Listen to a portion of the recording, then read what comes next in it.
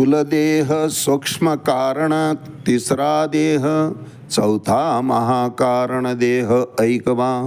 औट पिठीचे दरे कर्पूरवर्णावरे, मीचे अंतरी महाकारण. महाकारणे आतुला लक्षाचा पुतळा, उन्मनी हे कळा दैवीवरी.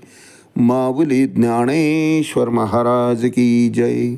एक तरी बोबी अनुभवावी या ज्ञानयज्ञात आपण श्रीमद भगवद्गीता अध्याय 8 त्यातला श्लोक क्रमांक 4 आणि माऊलींनी या श्लोकवर ज्ञानेश्वरी 8व्या अध्यायामध्ये केलेलं 40 क्रमांकाच्या ओळीचं भाष्य याचं आज आपण चिंतन करणार आहोत. अधिभूतम क्षरो भाव पुरुषोश्चादिदैवतम, अधियज्ञोहमेवात्र देहे देहव्रतांवर. अर्थात भगवंत सतत प्रत्येक जीवाच्या सोबत असतो. 15व्या अध्यायामध्ये पुढे येणारच आहे. 15व्या श्लोकमध्ये भगवंत सांगतात की सर्वस्य चाहम हृदय सन्निविष्टो. अर्जुना, सगळ्यांच्या हृदयस्थ मी आहे. जीवाला मी एकटं कधीच सोडलेलं नाही आणि कधीच सोडलेलं नाही. महाराज विचार करा, ज्या ज्या वेळेस अटीतटीचा प्रसंग येतो की आता कुणीही वाचवू शकत नाही, त्यावेळेस आम्ही धावा कोणाचा करतो? हो, त्या परमात्म्याचाच धावा करतो. मग तो सहाय्य होतो, त्या संकटातून आपल्याला सुरक्षितपणे बाहेर काढतो. आणि जी सुरक्षितता प्रदान करणारी शक्ती आहे तोच परमात्मा, तोच आमच्या हृदयस्थ असतो. काय झालं, भगवंताबरोबर एकानं वाद घातला. भक्तानं म्हणले, देवा तू सोबत असतो याला प्रमाण काय? म्हटले, अरे तू कुठल्याही प्रसंगी माझं फक्त स्मरण कर, त्या प्रसंगातून तुला तारून नेतो की नाही बघ. आणि तो भक्त नमो नमो करता एकदा वाळवंटामध्ये एकटाच सापडला महाराज. आणि आता वाळवंटातलं वातावरण भयान शांतता, सगळीकडे रखरखतं ऊन. हा चालतो आहे. आता काय होणार? सगळं तोंड कोरडं पडलं, पाणी दिसणार डोळ्याला. काय होणार या याच्यामध्ये? आता आपण मरणार असं म्हणल्याबरोबर त्याला पाण्याचा साठा दिसला. तो पाणी प्याला, तृप्त झाला आणि त्या ठिकाणी देवाला पुन्हा म्हणला, देवा किती खोटं बोलतोस म्हणे, तू सोबत असतो मला म्हणलास. अरे माझा आता जीव जायची वेळ आली होती. तो म्हटला, मी तुझ्या सोबतच होतो भगवंत म्हणतात. म्हणजे असं कसं म्हणतोय? म्हणलं, बघ तू ज्या मार्गाने चालत आला त्या मार्गानं बघ जरा जाऊन.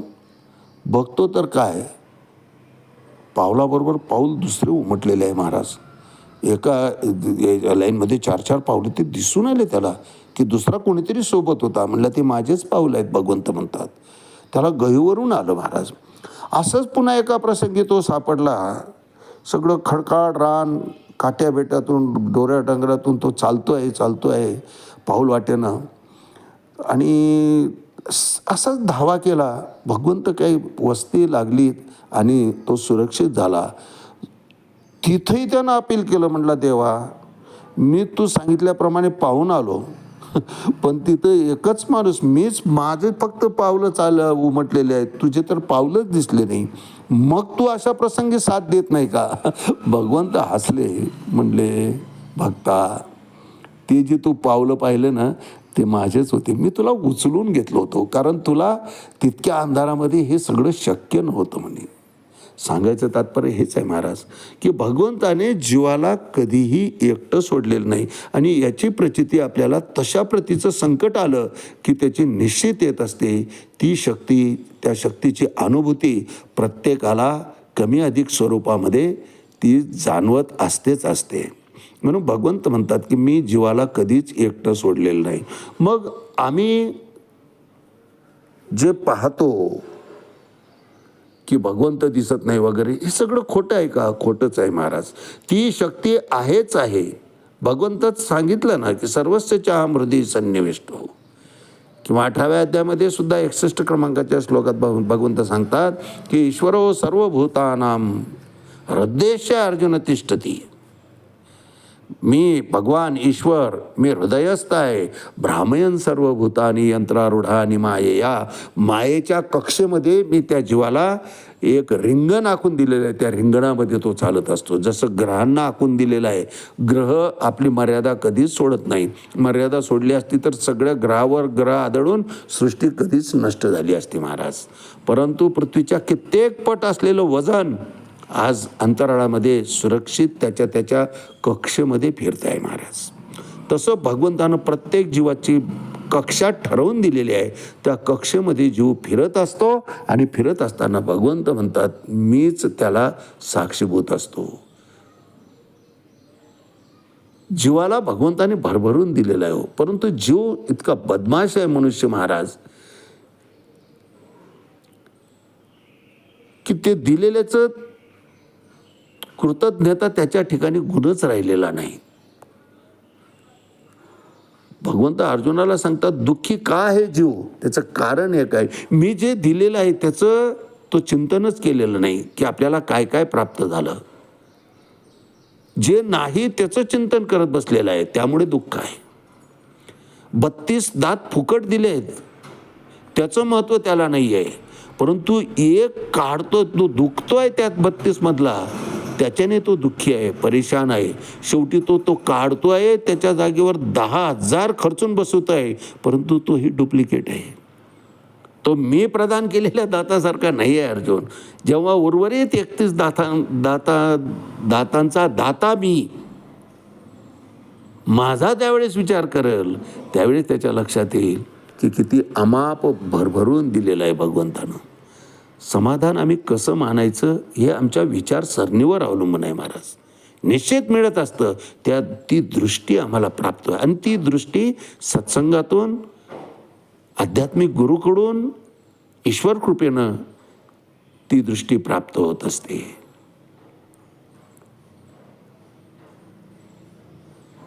परमात्मा हा त्याच्यापासून भिन्न नाही आणि भगवंताने गीतेमध्ये हे ठिकठिकाणी ठासून सांगितलेलं आहे. आणि हाच परमात्मा पुरुषोत्तम भगवान जीवात्म्याच्या शेजारी स्थित असतो. म्हणून तर महाभारतामध्ये सगळीकडे श्रीकृष्ण उवाच श्रीकृष्ण उवाच आहे, परंतु गीतेमध्ये भगवान उवाच आहे. भगवंतांना हे दाखवायचं आहे की तू जो पाहतो आहे श्रीकृष्ण म्हणून तो मीच आहे, माझंच अंशिक रूप आहे, विस्तार रूप मी भगवान. आणि त्या भगवानाच्या मुखातून, भगवंताच्या मुखातून ही गीता बाहेर पडली आहे महाराज. आणि त्याच गीतेचं पुन्हा विस्तारीकरण ज्ञानदीपिकेमध्ये अर्थात ज्ञानेश्वरीमध्ये मराठीमध्ये करून देण्याकरता तोच परमात्मा पुन्हा तोच पितांबरद्वारी श्वेत वस्त्र परिधान करून आपल्याकरता या ठिकाणी ज्ञानेश्वरी रूपानं माऊलींनी त्याच्यावर भाष्य केलं महाराज. खूप मोठं भाग्य आहे.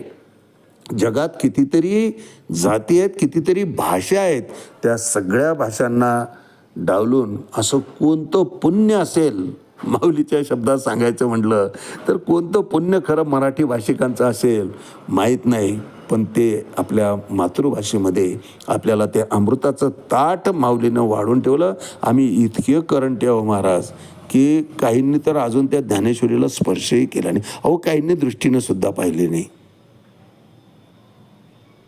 अर्थात यालाही भाग्यच लागतं. तुका म्हणे मज न घडता सेवा, पूर्व पुण्य ठेवा वडवला. पूर्वजन्माची पुण्य असेल तर ज्ञानेश्वरी आपोआप आपल्याकडं हे ईश्वर तत्व जीवाला ओढून घेत असताना एकदा अंगीकार ज्याचा केला नारायणे, निंदतेही त्याने वंद केले. प्रपंचातली आसक्ती जीवाची आपोआपच दूर होते, परंतु त्याकरता कृपा भगवंताचीच व्हावी लागते.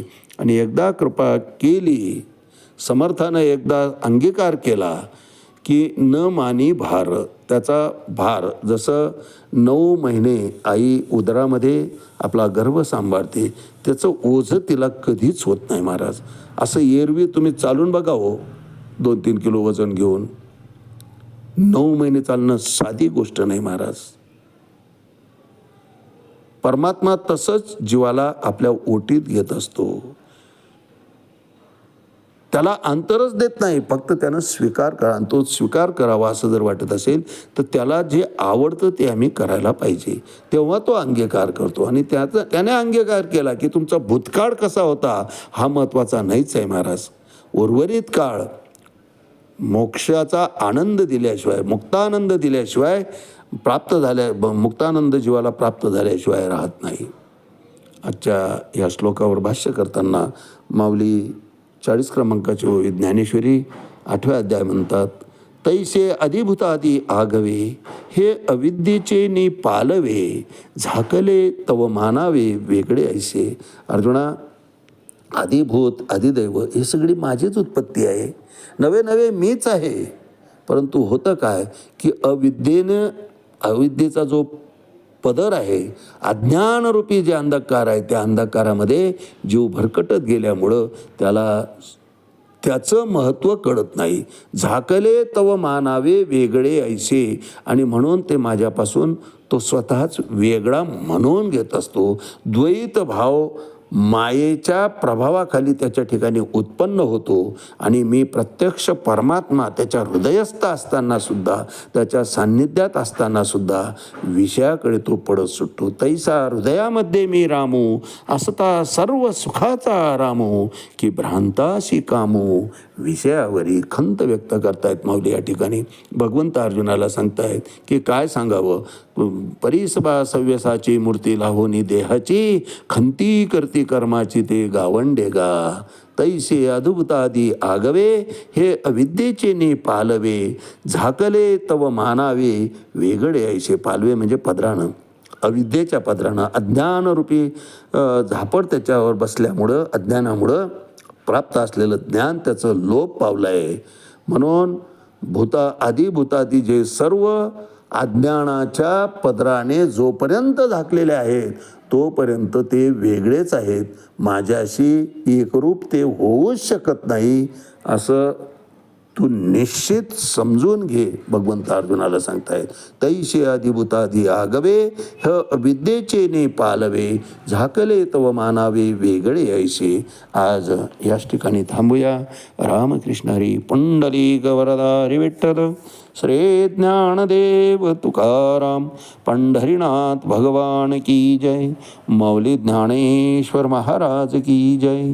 जगद्गुरु तुकाराम महाराज की जय.